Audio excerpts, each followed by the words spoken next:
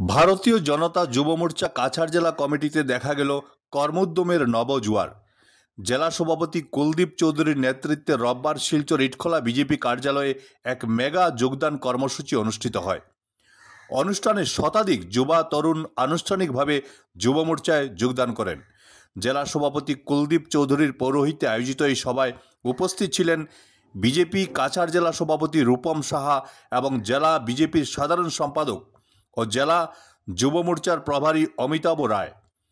BJP জেলা সভাপতি রূপম সাহা বলেন, এই যোগদান নিছক আনুষ্ঠানিকতা নয়, বরং আজকের যুব সমাজ যে সত্যিকার অর্থেই বিজেপির উন্নয়নমুখী ও শৃঙ্খলাবদ্ধ রাজনীতিতে আগ্রহী, এটি তারই স্পষ্ট প্রমাণ।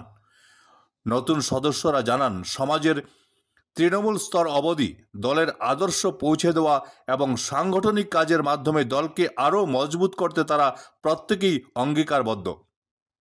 সবাই সামাজিক কাজ ও ডিজিটাল মাধ্যমে প্রচারের মাধ্যমে আরও বেশি মানুষের কাছে পৌঁছানোর মতো যুব মোর্চার বহুমুখী কর্মপন্থা নিয়েও আলোচনা হয়। এই যোগদান কর্মসূচি আবারও প্রমাণ করল যে যুব মোর্চার অনন্য চিন্তা চর্চা বরাকের যুব সমাজকে স্বদেশ চেতনা, সামাজিক দায়বদ্ধতা এবং সমাজসেবার প্রতি আকৃষ্ট করেছে।